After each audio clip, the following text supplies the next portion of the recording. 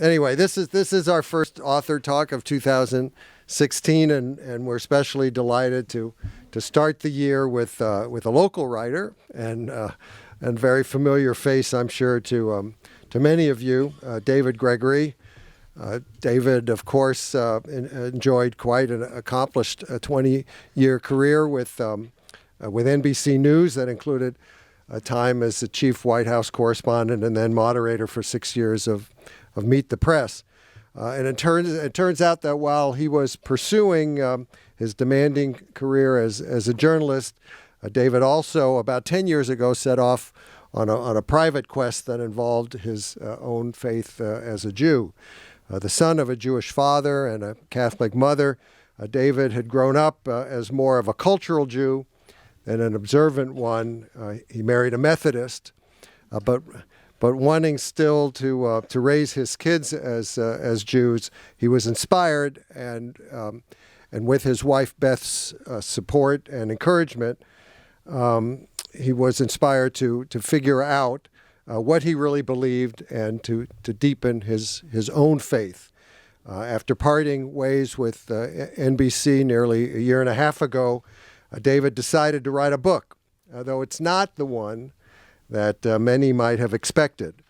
The book, How's Your Faith, is less about his journalistic journey than his spiritual one, a journey that has driven him to examine basic questions about life and about man's relationship with God, and to seek answers in a variety of places through formal Bible study, discussions with such religious figures as a Baptist pastor, a Presbyterian theologian, and the Archbishop of New York, and visits to megachurches and Orthodox synagogues. Carlos Losada, writing in the Washington Post, called the work, quote, thoughtful, introspective, and moving, adding it's, quote, a book for seekers of faith, not fame. And Jeff Goldberg said in The Atlantic, quote, the book has been received well, in part because it is not what people might think it is. So, ladies and gentlemen, please join me in welcoming David Gregory.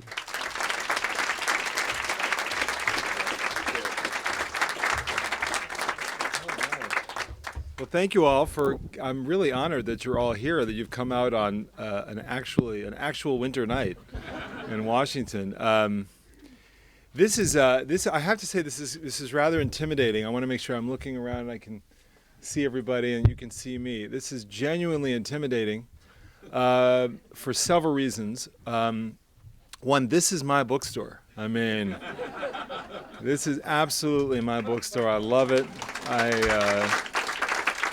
I love, and the more, now having written a book, to understand the power or the importance of independent bookstores, I love it even more.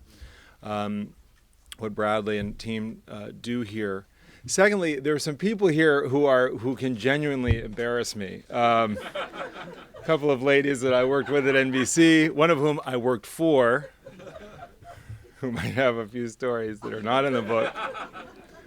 And she was here before Angela was here. This is my kid's first librarian at their law school. There she is, Angela Smith. So, and others of you that I've seen around the community. So, thanks very much. I do want to say at the outset that, I mean, we can certainly talk about God. I can talk about that a lot.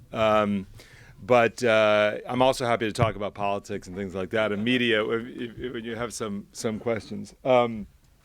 I know. Well, that can be a bummer, but if you're interested, I know, right? So, first of all, I do think it bears repeating that this is certainly not the book that anybody expected me to write. This is not a book about politics. It is not a book about my years in the media. I touch on what was a very difficult parting and disappointing parting with NBC. But this is really something that's very personal and quite revealing, as my wife reminds me. My wife, who does not think it's a great idea to share a lot of your own personal story, found this to be a little bit uncomfortable. I write about my family. I write about the secrets of my growing up. I write about personal pain. I write about, the embarrassment of being, scrutinized in Washington and losing a high-profile job. But above all else, I write about this pursuit of something deeper, this pursuit of a deeper spiritual and religious life for myself. And so I begin with the title because that is, I think, it's shocking enough, especially if you know the story of the title, How's Your Faith? It was President Bush who asked me the question. And he asked me because he knew that I had been studying, going back when I was still covering the White House, before Meet the Press. I had started to study with a Jewish educator, a woman named Erica Brown, who has a wonderful book out that I know is here called Take Your Soul to Work. And she's my teacher. She's been an educator in the area, and she's just fabulous. And so he'd known that I was studying with her and trying to deepen my faith. And I remember I got the job at Meet the Press, and I went to go see him. He'd asked me this question on numerous occasions. As I said, he knew that I'd been studying. But on the one occasion that I write about, I had just gotten the job, and I went to go see him at the White House. The truth is, I was hoping he'd be my first guest on Meet the Press because, he and I had this good relationship. And so I walk into the Oval Office, and he says, "There he is, girl, stand up straight. Meet the Press." And so we sit down, we start talking. We're talking about the economy and all these various things and how I'll be scrutinized and what it'll be like to succeed someone like Tim Russert and on and on. And then he said, "And Gregory, how's your faith?" And again, not the first time he'd asked me the question, but even then I was so struck at how blunt the question is.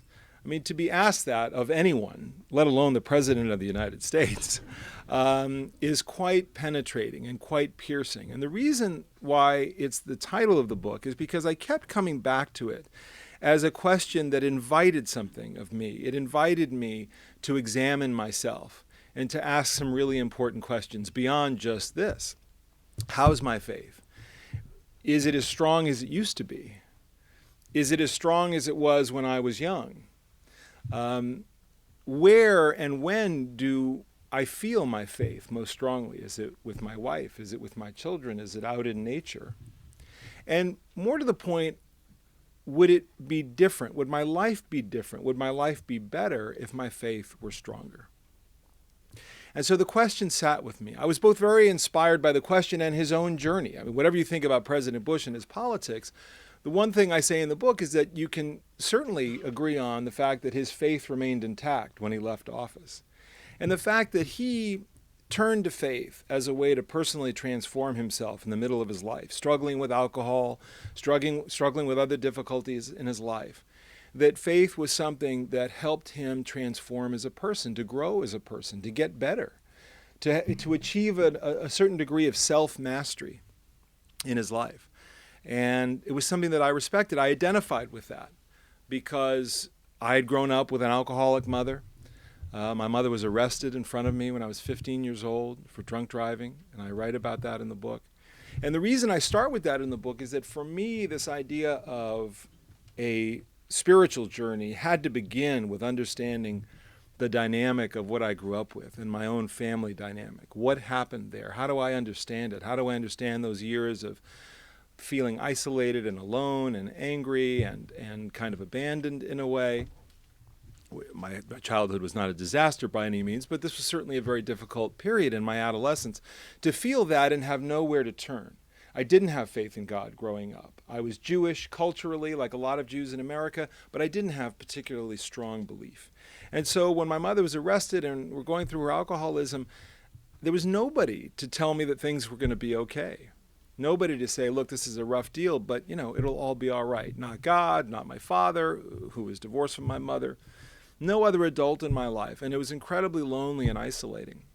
And so, in a way, I go back to an absence of faith to try to examine faith and to try to think about how to deepen it. And so the time spent with these questions about faith, about deepening faith, and about pursuing faith were ones that I kept coming back to. And the truth is, the reason why I began the pursuit to begin with was not, as it often happens, it wasn't out of a sense of crisis. A lot of people thought, oh, I know, he lost his job at Meet the Press and then he found God. I often say that would have been an easier hook, to tell. But it really didn't go like that. I was actually in a different place. I mean, I was, in my 30s. I was covering the White House. I was very successful. I had a wonderful wife and kids, and thinking, wow, I mean, what else is there? What do I do with this? How do I try to become a more grateful person? How do I try to grow? How do I understand how to live a life of meaning and purpose as a Jew, as a person of faith? And how do I find a way of explaining that or expressing that gratitude? In other words, I felt a kind of spiritual longing. I write about this, and I think about the book as the intersection between identity and inspiration. I wanted to understand what it meant for me to be Jewish. Me, David Gregory, whose father was Donald Ginsburg, but who changed his name because, like a lot of, men and women at that time who wanted to become an actor, he changed his name from Ginsburg to Gregory, because apparently it's not so easy for Jews to make it in show business. And there was a time in America when that was actually not a laugh line. But so, I grew up, my mother's not Jewish, Irish Catholic, so I've certainly had to self-identify a lot in my life, or else people would have no idea. As a matter of fact, when I speak in front of a Jewish audience, the first thing I say is, yes, I am. There's always the laughter. Who knew? And he's so tall.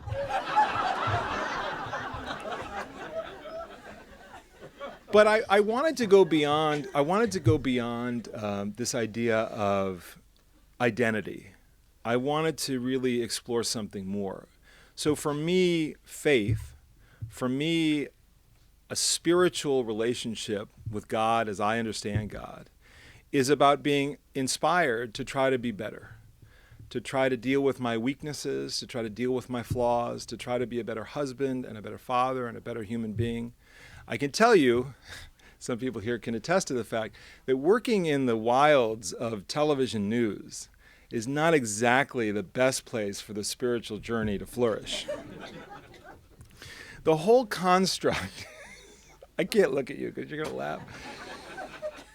The whole idea of working on trying to become more humble or less arrogant or more self-aware or perhaps more compassionate. Again, the antithesis of a business that is designed around, especially when you're on television, to cater to your needs. I mean, I tell the story about when I was doing Meet the Press. I'd get there on Sunday morning, at 7:30 in the morning. I'd be met by my executive producer, my assistant, my senior producer, my makeup artist, interns. I mean, there was nothing that was not catered to, talk about it all being about me. This was not a great way to work on some of these areas of self-improvement. But that doesn't mean it can't be done. That was my own weakness. But it's certainly not a great environment to avoid gossiping about others and to be positive about others. It's just a really rough business. So,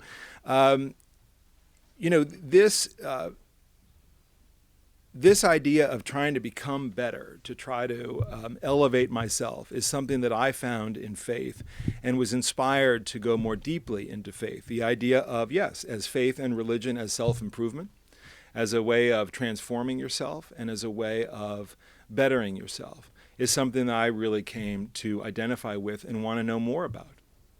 So I've spent a lot of time asking questions in journalism, and yet what I write about in the book is that there were critical questions that were asked of me that really fueled this search. And so the question, how's your faith, was met by me initially as something of a blank page. As I say, I had an identity, a cultural identity as a Jew growing up in Los Angeles, but no real belief. Like a lot of Jews, I really didn't know a lot about theology or a lot about the Jewish faith, about what the religion teaches or what it teaches ethically, what the responsibilities were. I just knew that I was Jewish, and so it was just a sense of identity. And that, I think, as I got older and I was really examining it, left me feeling a bit bereft. My wife, who I write about, Beth Wilkinson, I met because she was one of the prosecutors who, in the Oklahoma City bombing cases. She was actually the woman the prosecutor who made the argument to the jury that Timothy McVeigh should get the death penalty. And I write about meeting her, and she's a formidable person, as you might imagine. And when we got together initially and started thinking about having kids and all that, like a lot of couples were thinking, okay, well, how are we going to raise the kids? And it was so important to me that we be a Jewish family. It was honestly non-negotiable. I mean, it's not that I was a person of deep faith, but I had such a strong sense of identity. I couldn't have imagined our children not being Jewish. Beth grew up a Protestant in the Methodist Church in New England, felt very strongly about her own religious traditions, but acquiesced and said, okay, this is important to him. I'll still have my faith. It'll be okay. But she said to me, look, I know what you are. I know who you are, but what is it that you believe? And that is a question that really inspired me to study, to really try to understand not just where I fit in the Jewish world, but what I really believed. What do I understand about the role that God plays in our lives? What do I know about the sacred Jewish texts or our sacred Christian texts as well? What do I know about the Bible and the figures in the Bible and what they have to tell us about how to live our lives today? So it was an enormous challenge, and one I met by beginning to study with a scholar, as I mentioned, my friend Erica Brown. And I decided to take this question as well in a journalistic sense, but in a very personally journalistic sense, to people who were faith leaders around the country. I wanted to go to people who were recognizable, both to me and to other people. Yes, I talked to my rabbi, Danny Zemmel, at Temple Micah. My teacher, Erica Brown, Rachel Cowan in New York. These are more progressive Jewish figures, but some Orthodox. I went to Tim Keller, who's the evangelical preacher in New York at Redeemer Church. I went to Joel Osteen, not knowing what I'd find exactly, thinking, I was actually a little worried when I went to Joel Osteen that he might spin me a little bit and say, look, the question of how's your faith and how do you deepen your faith, you just have to accept Christ as your Lord and Savior and everything will be okay. And I really did think, okay, if I don't know, that would just be, to me, more of a spin-like answer. But that's not what I got from him. As a matter of fact, I remember going to the service at Lakewood in Houston and had this wonderful experience there because it's just an incredibly spiritual and enlightening place. And I wrote to Beth, I said, oh gosh, this is great. I'm going to talk to Pastor Joel. His service was fantastic. And she says, is Jesus your guy yet? And I actually showed him that text and he just laughed. But he didn't say what I thought he might say. What he said to me was, you know what? I just encourage you to have a heart for God, just to let God in a little bit more and kind of see what happens. And that's what he encouraged me to do. And I thought about that. What does that mean to have a heart for God? It means to me having a certain openness, an openness to receive, an openness to understand God however we understand God in our lives. He, she, it, whatever that force, that mysterious force is, or maybe it is less mysterious, maybe it's much more intimate as being Christ, and having a more direct relationship. But the idea of having a heart for God, trying to live in relation to God, is something that became very powerful to me, because there, God as inspiration, God as perhaps revealing a way, showing me how to live, something to aspire to, even though I fail so often. So that journey of discovery to religious leaders, to ancient texts, to more contemporary spiritual reading, really started to fill out this question of what it is that I believe. And then there was another question that was asked of me by my teacher. We used to go to Starbucks in Bethesda, and she said, and this was early on at Meet the Press, she said, David, now this is a woman, Erica, who, when she first met me, did not know who I was, which was fine.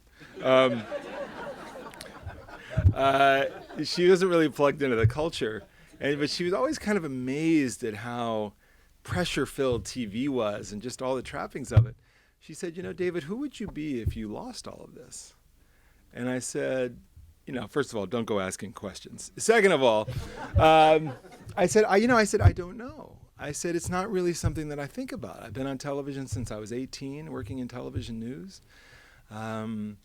It's just it's a huge part of my identity. It's just, things have gone incredibly well. I mean, I just assume it'll always go like this. I can't imagine it not going like this. I mean, it's all I've ever known. I mean, you talk about lack of perspective. I started at NBC when I was 25, and first started to work for Wendy when I was 28, and all of a sudden was covering the White House at 30, and, on and on it went. So I only knew kind of one speed. And so I said, I don't know. It's a big part of my identity. I really don't know. Well, the question was actually quite, useful. So, because when things were not going well at NBC, it was tough. Those of us who are in the news business are pretty thin-skinned people, and we don't like done to us what we do to other people. And so I remember one time, this is this intersection of what I was trying to achieve, through faith in this path. And the Washington Post, you've heard of that, wrote a really tough piece about me, which was essentially, what went wrong at Meet the Press. This is while I was still there, including some bad information that was in there, and it was tough. And so, I was thinking, I knew that we were having various struggles at the show, but now there was a sense of, wow, now everybody knows. Like, we didn't have to tell everybody, did we? Can't we just deal with it on our own? And so I remember kind of fighting back. I was fighting kind of externally and internally, and the internal piece was to say to my bosses, look, this is Washington. There's blood in the water now. I'm vulnerable. You have to shore me up. This is politics in a way. I'm bleeding here. And so I'm having that fight, and I'm talking to somebody else, and I said, I'm bloodied and beaten, but I'm still standing, and I'll survive this, and on and on. And I asked Erica to come over and study, and she said, David, you're using all this war imagery. She said, but you're not talking about love at all. And I said, really? I said, let me tell you why. Do you know what's happening here? And she said, right, but these are the moments. These are the moments that really test you and ask, who is it that you want to be? If you can answer it and meet the test now, then you're really onto something. Then all of a sudden, this internal life that you're trying to grow and nurture and mature can actually be there for you when it matters. And we studied something from Proverbs 4, verse 6, which is, establish the way of your feet and all your ways will be true. And the idea was, if you begin a maze at ground level and you can't see the way out through the maze, imagine going to the balcony level and then looking down and seeing your way through the maze. That's a sense of having a path of who you want to be and setting that course and really sticking to it and being that person. That was her lesson for that day. And so it's something I thought about when I left. And I thought, there are leaks, coming from inside NBC and, nasty things that are being said, and it's very unpleasant and it's embarrassing. But who do I want to be in this moment, and how do I model this for my children? And so we went to go pick up the kids from summer camp when NBC leaked, we were having conversations about me leaving, and then they leaked that it was happening. And we were driving, so we picked them up from camp, and the next day we're driving to the airport in New Hampshire. And Matt Lauer calls me, and Matt and I were not ever that close, but it was a very gracious phone call, and it was very nice. And I got off the phone, and my oldest son said to me, he said, Daddy, who was that? I said, well, that was Matt Lauer. And he said, well, why is he calling you? And I said, well, honey, because I'm no longer going to be on Meet the Press. And I explained a little bit of the situation. Very thoughtful, my son Max. And he just paused and he said, Daddy, do we have to sell the house? I wanted to say, do you have any idea what your mother does for a living? No. I said, no, honey, we're very smart. I said, for a lot of people in this situation, it would be very stressful. That is not our issue. We're very lucky. It's not a problem. And then my daughter said, Daddy, did you get fired? And I'm thinking the whole time, how do you tell your kids that you lost your job? And I said, sweetheart, no, not exactly. I said, because the truth was I was not fired. I felt like I was getting fired, and I thought I would have been fired, but I actually forced the issue, which led to what happened. So I said, no, I don't want you to think I did something wrong, because I didn't. I said, but let me make it very clear. They wanted someone else to do the job. I said, you guys have seen one aspect of my life in television, which is people want my autograph or my picture. They tell me for no good reason that they love me. There's another side, and that's that when things happen, it's public. They may, say things about you in the papers, on television, and so forth. So that's the other side of it. And then my son Jed, he said, "Daddy, did they make fun of you?" And I said, "Yes, they did." I said, "But I can handle it." But my point in all that was I was doing a lot for my kids to try to model a certain behavior, to try to be classy, to try to be gracious. And I thought throughout that my faith really held me through that. So I thought I had an answer to Erica's question that was really affirmative. But the honest truth is that the identity piece was huge, and it was a real blow. The question of who are you was one that I asked and I struggled with after leaving NBC. Leaving a job like that with that perch really did create a bit of a crisis inside of me, and led me to ask, well, if I'm not that, do I still matter? Do I still have standing? Do people want to talk to me? And it was a difficult path. And so in a way, the deeper religious education began there, because in those moments, that's where faith can teach. And for me, it was a true lesson in humility, the idea that things did not work out as I had planned, that I had weaknesses that I had to deal with. The indifference that I was met with when I left inside the community, inside NBC, was hurtful. And I had to think about, well, why is that? And really internalize that and think about, well, what could I have done to have treated people in such a way that when something bad happened to me, they reached out to me? And I reflected on that. And I think, again, my faith helped to guide me in that sense. And in the process, I became truly grounded in faith, with a sense of deeper identity than what I do for a living, and a sense of vulnerability and humility that helps me to understand that I have weaknesses, that I have flaws, that I've made mistakes, and that things don't always work out as planned. But there's a little bit more humanity in myself and in others that I've discovered along the way, and it's been deeply meaningful to me. A couple of other quick stories before we have a dialogue about this. So my father was uncomfortable with the book.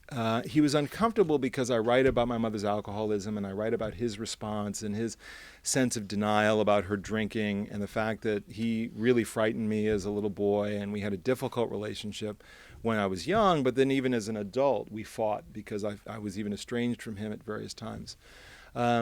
Because it was, because of that fear and not kind of working through that, and we just had a tough relationship. And yet, he was a big influence on who I became in my career, paid such close attention, was very proud of me, and we worked hand in glove, especially when I was young, in charting my course, and he was really responsible for cultivating my ambition. But he was uncomfortable with the book, and it was so difficult. I'm reading about my alcoholic mother getting arrested and all the rest, and she was fine. But it's my mother it's my father who had more of a difficult time. Well, my father's health started to decline, and he became increasingly enthralled with the religious search because he just didn't understand it, didn't understand where it came from, but was awed by it in a way. Yeah, he was proud of me, but he was really enthralled by it. He was taken with it. And it became this source of bonding between us as he became sicker and more vulnerable and more scared. I would reach out to him. I would talk to him about, opening his heart and allowing, at least allowing himself the opportunity to think about God's presence, to not being alone. I would read to him from Psalms about God being present at all times, and allowing him to try to get over some of the regrets he had, and to just allow himself to accept a lot of the love around him. And I flew down there one day, and he came home from the hospital. He had a very difficult night at home, and I remember leaving. This was on a Wednesday morning, and I said, Dad, I'm going to go now. And I said, I hope to see you again. I said, but if you die before I return, I want you to know that that's okay. My heart is full. There's nothing left unsaid between us, and I'm just so happy that you're my father, and I feel so lucky. And I took his hand and I prayed a beautiful poem in the Jewish liturgy, Adon Olam. Into your hand my soul I place, when I awake and when I sleep. God is with me, I shall not fear. Body and soul from harm will he keep. And he just smiled and said, "That's beautiful." And we left. I left. And he died the next day. And I can only tell you that, for me, faith, for me seeking to live with an understanding and a feeling of God's presence, has transformed my life. It adds to my life. And that was an example of a truly beautiful parting. That was an elevated time that went beyond, mere words. And it's one of the great gifts, that I've experienced on this path. So I'll leave you with one thing, which is before we, I was looking through this today, and I thought, well, just to continue the God talk business, this is something that really kind of impacts me that I as I kind of summed up. I do a chapter about surrender. A lot of people ask me, well, is being a person of faith, do you surrender, your rational beliefs? And I say no, especially as a Jew, the place of the rational plays a big role. There's lots of things I don't understand about God, and I just am wrestling with that, and I don't have a handle or any kind of mastery on it. But at the same time, the idea of some level of surrender, the idea of experiencing grace, the idea of experiencing God's presence from the mundane encounters we have at work or with family or meeting a friend for lunch, is something that I find powerful. And so I write this: over time, I have found myself becoming more comfortable with surrendering to God. What was hard for me at first has become easier. It feels more natural to me now to let him in, to see God as someone guiding me. I feel as though God knows my mind and loves me enough to urge me to do better. I hear his wisdom in the voice that I hear first thing in the morning, the truth voice, before the other thoughts filter in, before I start to rationalize. At this stage of my life, I know that God has a daily spiritual ask of me, whether it is giving of myself, avoiding hurtful speech, or controlling anger. Does that mean that God is in control of my life? It is hard for me to get to the place where I believe that God is directing the world for me. I just feel like I bear too much responsibility for what happens to me. Unfortunately, I may hear, but I don't always listen, which puts me on the path of the stumblers in life who are always trying to find the way back. The important thing, as Pastor Joel, since we're on first name terms now, Pastor Joel Osteen reminds his congregation, is to put God in first place. I believe that I am responsible for what I do in the world. If I hurt others, I will suffer for that. But simply believing in God's presence itself is a surrender of sorts. It requires me not to let go. Rather than wondering whether God is controlling me, I try to think of God as a presence to guide me. I turn my eyes to the mountains. From where will my help come, writes the psalmist. My help comes from the Lord. My willingness to surrender more of my life to God is part of a larger desire to develop a more spiritual Jewish identity and practice. One snowy Sunday morning in early 2015, I took my 9-year-old twins to Jewish Sunday school at Temple Micah in Washington. One of the rabbis asked parents and kids to break off into small groups and come up with an answer to the question, what role does God play in your life? I wrote that God inspires me to do better, to be better. The exercise made me realize that now I have studied him, God is no longer a question for me. Mysterious, sure, but not a question. I know God. He is many things in the Bible. He is our creator. He destroys, he redeems, he teaches, and he loves.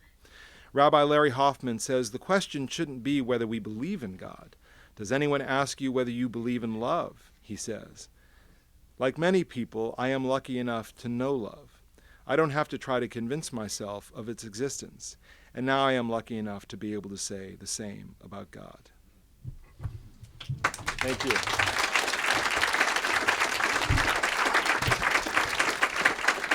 So anyway, a bit of an introduction, so I turn it over to you for any questions. Oh, we have microphones and everything. Okay. Yes, go ahead. So you have a certain different sense of identity now that goes beyond your professional career. Yeah. And what is your aspiration now with this new identity? Well, for a time, I was just kind of open to that question. And I didn't really know. I certainly spent time after leaving NBC thinking I didn't want to return to that, I guess to return to journalism in that way. I just needed to decompress a little bit and think about it, pour myself into the book, think about what lessons I could draw from it. I'm not going to become a rabbi. And the truth is, I miss it. I miss it. I'm ready to get back to work. And I'm talking to a lot of people about getting back to work. I miss the news. I miss covering the news. I miss politics and world affairs. I miss the experiences that I've had. So I want to get back to it. But I want to be different. I don't want to have gone through this and the spiritual search, the humbling experience of, losing my job at NBC without being different, without changing. And I've tried to really spend some time thinking about that. I'm very interested in faith as even an area of journalism for me. But yeah, I'd like to get back to it with a greater sense of perspective and humility, and with now the idea to really understand, what it's like to have not lost it all, because I didn't lose it all, but to lose something that was important. I think that can only make me better. So yeah, I'm ready to get back. First of all, David, I want to thank you for writing this book. Thank you. And sharing a journey with us. It's a book that I recommend to a lot of people. Thank you. And since you were the only guest here, you're dealing with a pretty big round table right now. Yeah, exactly. I just want to say that having read the book, it makes me feel stronger, like you said, and proud. Thank you. And thank you again for writing this book. Thank you. Very kind. Thank you. Go ahead. Okay, this is a slightly embarrassing question, but I'm going to ask. I don't know if I'll read your book, and I could probably learn something there, and I certainly am not going to find an Erica Brown because I'm not motivated enough to get that. I'm one of the Jews you talked about. I grew up with religion, actually, Right. but don't have it. But I wish I had it. My concept is that, well, if I believed in God in a stronger way, I would never have to worry because I'd say, oh, God will take care of me. He'll take care of everything. So to the best of your ability, could you suggest a shortcut? Yes, here's a shortcut. You don't have to read my book. All you have to do is buy my book. Here's the thing. First of all, I challenge the premise in this way, which is the leap is not to the idea of like, oh, great, I have faith, so now I don't have to worry. I'm just kick back and cruise. First of all, any kind of prayer or a commitment to God requires a great deal of work and concentration, and it's a relationship you have to develop over time. I also don't happen to believe that, again, as I was saying, that we are, I don't know. I have no idea, but I don't necessarily believe that God is predetermining our path. What I believe in is God's presence and cultivating God's presence so that there's good things that happen, there's bad things that happen, there's joy in the world, there's pain in the world, there's elation and there's disappointment, but God is there, that we are not alone. And all I can tell you is that what I have come to experience, whether it's my son's bar mitzvah, whether it was my beautiful parting with my father, whether it is the connection I have with my children when they light the Shabbat candles, there are moments of transcendence that bring me to tears that I can only explain through the presence of something greater than myself. And it's wonderful to be open to that experience and to experience that joy. And so, in a way, I think the question of faith is a question of greater personal awareness and simply opening your heart to some experience. Maybe it's a greater sense of community at a synagogue if you belong. Maybe it's reading some of the Psalms, and seeing if something moves you. It's exposing yourself in some way to a piece of text or a religious lesson that might just land on your ears or your heart in a way that moves you. My friend Erica, in her book, she has a meditation today about prayer, and she's talking about Gandhi, and Gandhi is saying that prayer is not an act of request. It's not a request for something. It's an admission. It's an admission that your soul makes of a certain weakness and a certain yearning. So if we can kind of declutter our mind a little bit and just say, hey, how do I open up my heart to be, you know what I think is an act of faith? We all know people, right, who say, hey, how you doing? You know, how's it going? How are you? Oh, I'm great. How are you doing? And then we encounter that person who says, how are you? And you stop and you look, and they look right through you. I think that's just a certain kind of awareness, you know, to be a little bit more mindful. To me, I think God is in all those moments. That's for me.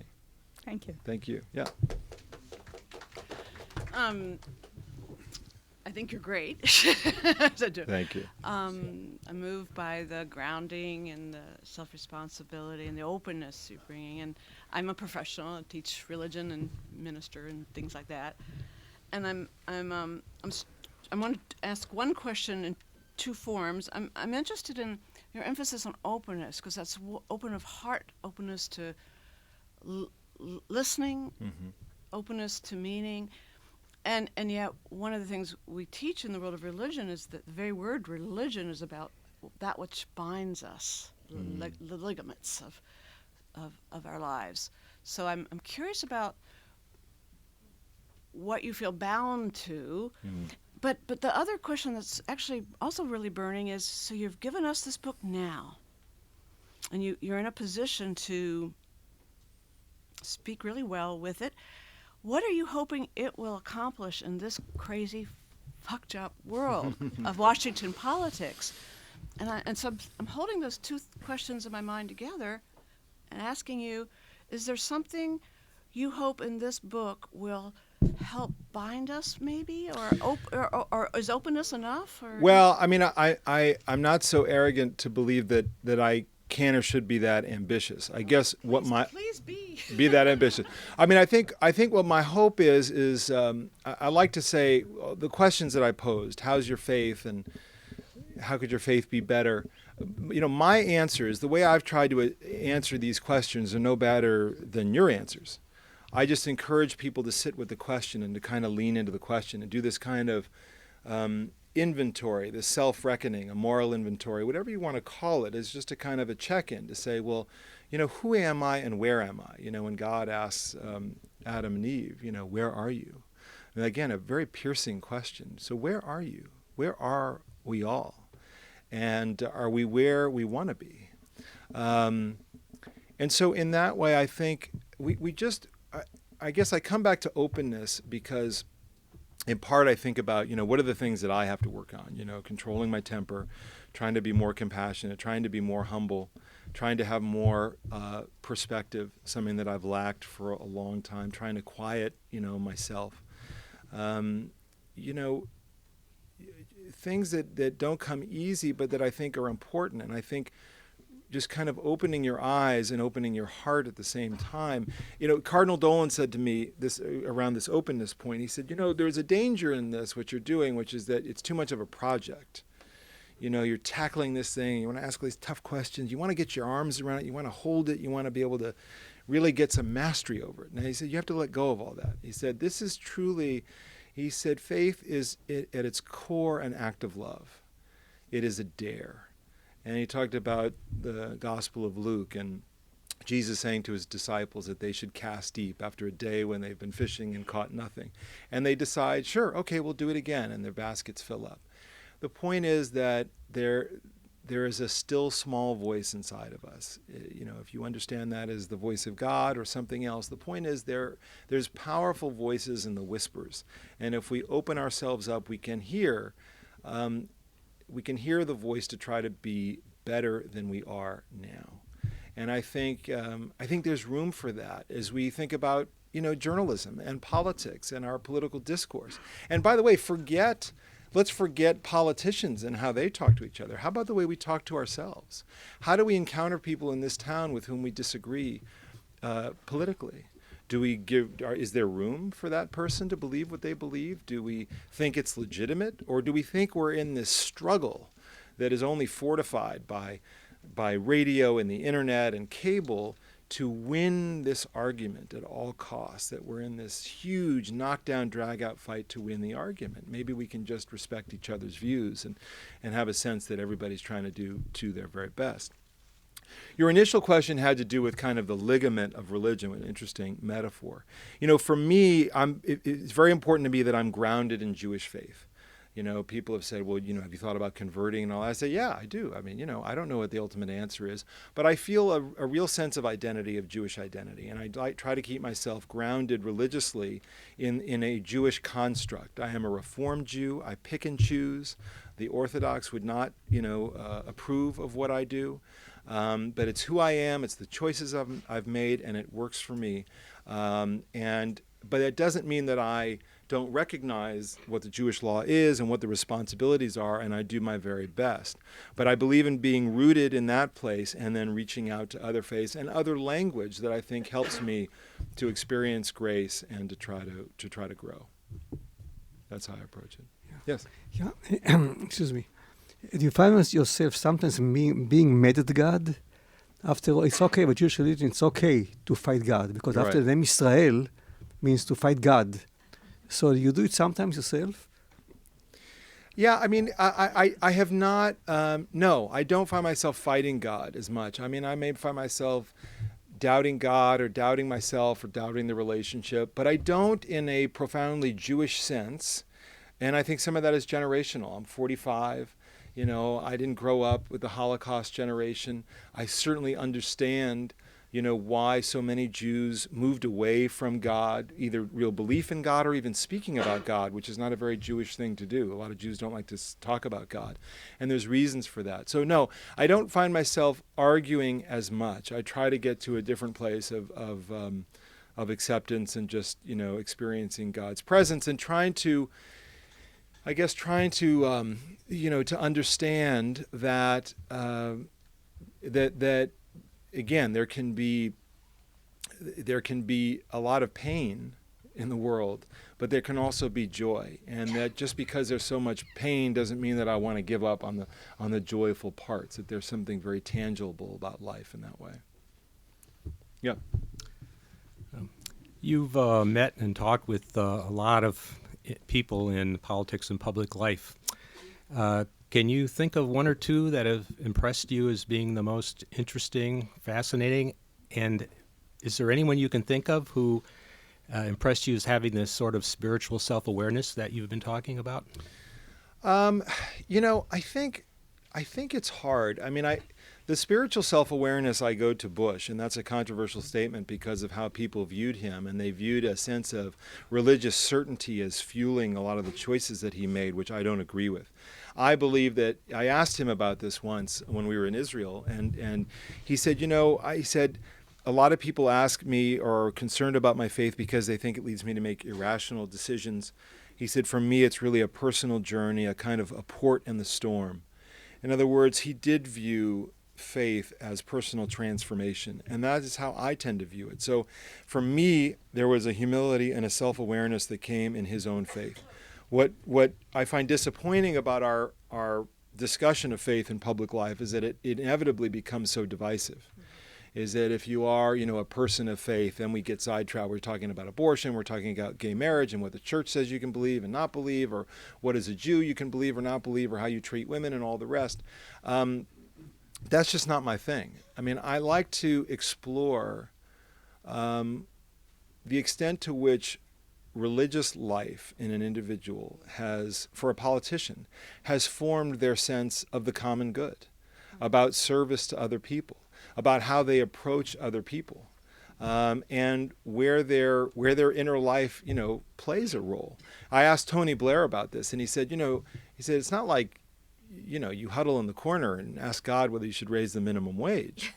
You seek God's presence for strength of your convictions and for courage and for comfort.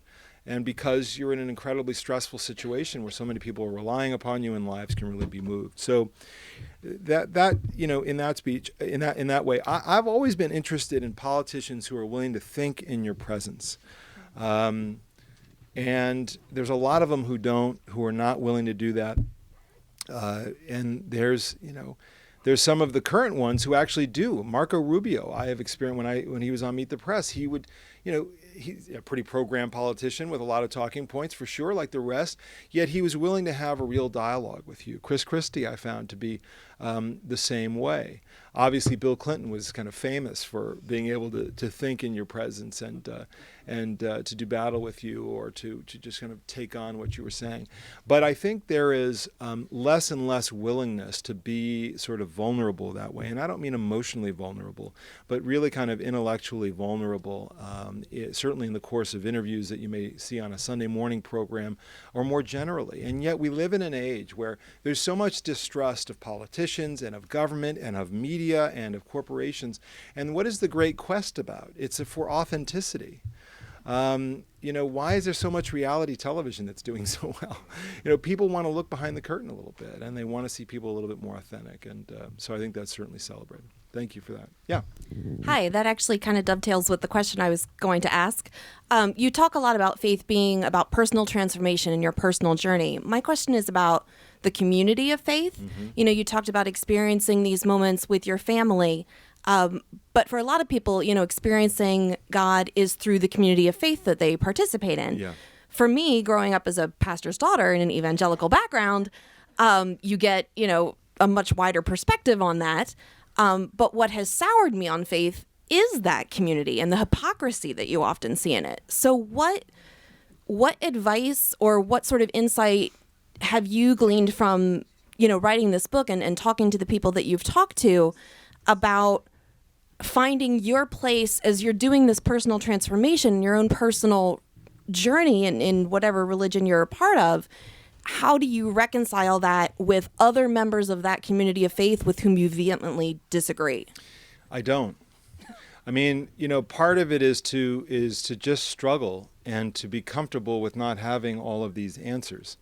For me, I was kind of pursuing my faith a little bit too individually. Like this was my personal project, and I could go see all these, big religious leaders, and I could kind of just do this on my own. And I was always encouraged, no, you should really seek community, whether it was a study group that I had at a certain point, or really feeling more deeply rooted in my community at Temple Micah, which I really do.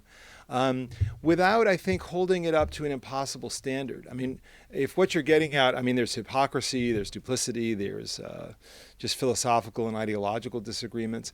I really try to keep these things around the affairs of the heart. And, I'm not one, I don't particularly care for sermonizing that has to do with politics. In this town, we just can get that in so many other ways.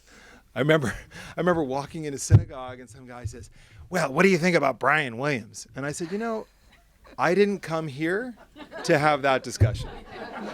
And so that is how I feel about it. I think there's I think we have to recognize that there is so much failure in this pursuit. The ones who are doing it fail. We all fail. I fail all the time. I fail in my prayer practice. I fail to be the person that I think God expects me to be. I fail all the time. But the only thing I'm comforted by is that I think I have a greater awareness that I have of my own weaknesses and my own vulnerabilities. And I've gained some real humility through that. And so maybe that humility can extend as a kind of gift that we give other people, which is everybody's fighting their own battle. And if we can hold that, we might really get somewhere. It would allow us to be a little bit more patient with people, even the leaders who presume to tell us, how to live and how to guide our lives. We see them as failed human beings too. That to me is the path. David Brooks has this wonderful line in The Road to Character, which is, true humility is understanding you're always an underdog in that struggle against your own weakness. And I think that really teaches something. So thank you for that. Yeah. Yes, you talked about starting out looking at this as a project, and I'd be very interested when you started out, the types of questions you had on your project list And to the extent that the answers, if all these people you interviewed, what was the one commonality or the biggest difference between some of them in terms of the answer to the questions? Well, I think there was a lot of commonality around a lot of the language I use, which is about kind of having a heart for God, being open to the experience, looking at understanding faith as fundamentally love for God, God's love for us, and our love for each other. I just think from love can come greater awareness and humility and openness and compassion. And that's just a really good place to have it all. What it doesn't get to is a greater place of certainty. I have a real problem with certainty in faith. There's that bumper sticker I heard about, which is, I don't know and you don't know either. And, I've forced myself. Recently, I read The End of Faith by Sam Harris, which is a great book. He's one of the big atheists. And, I was really challenged by that. And I just did an hour-and-a-half interview with him for a podcast, which will be debuting later this month. And fascinating, really provocative.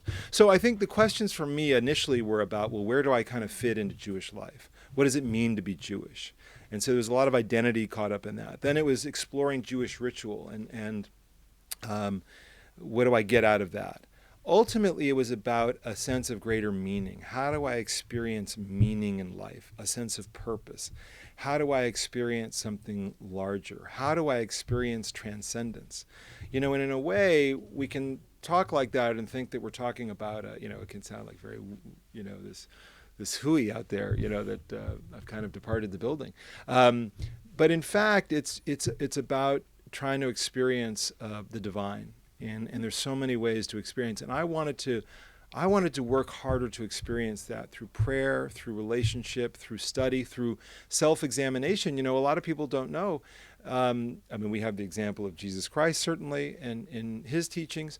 But, medieval Jewish scholars were obsessed with these questions of character refinement and self-improvement. It's like reading Tony Robbins. It's how to deal with anger, how to be more humble, how to, live a kind of cleaner, better life. So these were the questions that I was posing, early on. Yeah. Hi.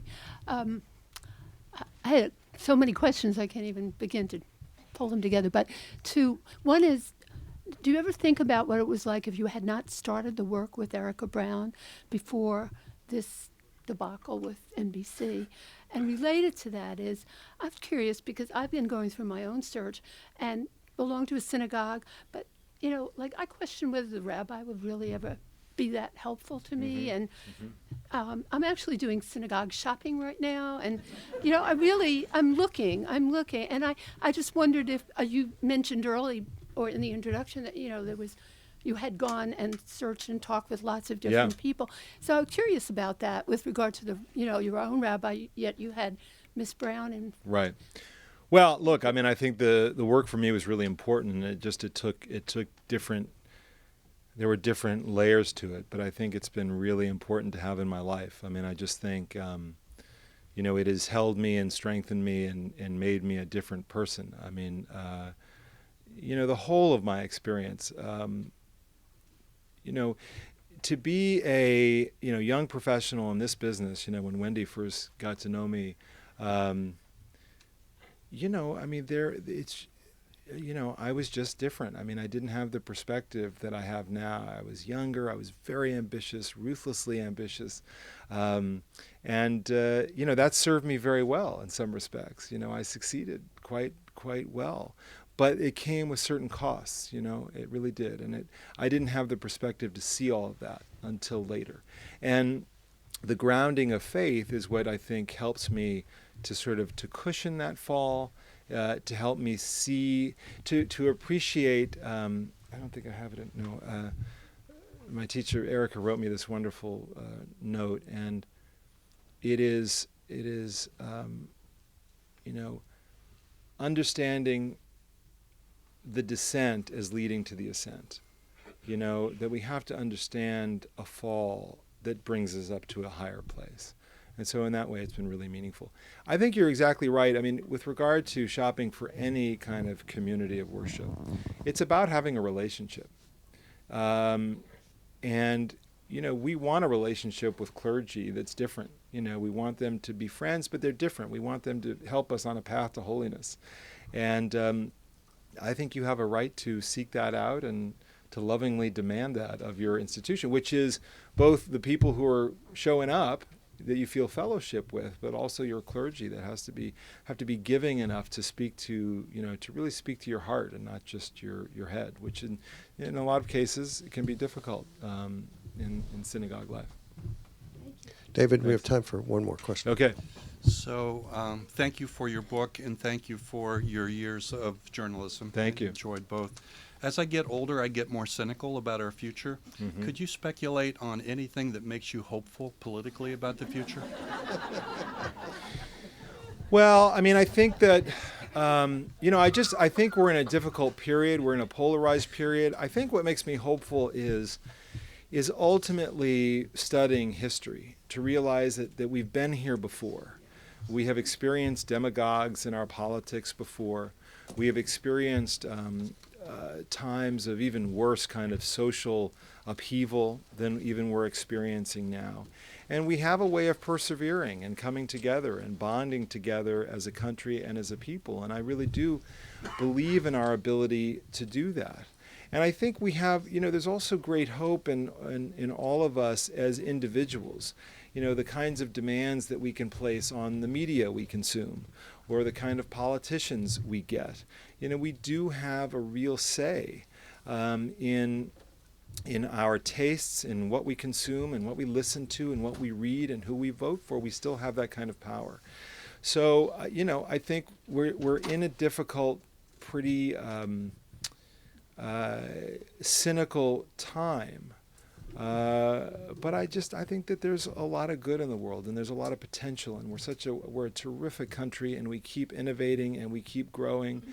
And, I think about, we went to the National Archives. I took my kids to the National Archives over break because that was really what they wanted to do. After I bribed them by taking them to paintball. And so I took, so my son Max, he's up at a boarding school in New Hampshire, a junior boarding school, and that's been hard. He's been away, but he's taking history and he was learning about the Bill of Rights. And I was asking him some questions about the Bill of Rights and he couldn't answer. So I said, we're going to the archives. And I bought him a copy of the Bill of Rights. And I said, okay, son, before you go back to school, I want to tell you a couple of things. First of all, I really want you to floss because your dentist really wants you to floss. Second of all, I said, I'm going to read you the Bill of Rights. And I said, these are important. I said, these are your individual rights. And, there were figures in our early republic who fought for these rights so that you as an individual would have these protections. This is what it means to be an American. And it just, it's always had a big effect on me. And I'm not certain that it really, floored him. But it's just a reminder that, we're a great country and we have lots of flaws. And, but, things will always improve, and we'll be responsible for that. So have hope. Thank you. Thank you all for coming. So I'm quite honored and humbled that you would show up in such a great number at my favorite bookstore, and I'm here to sign some books.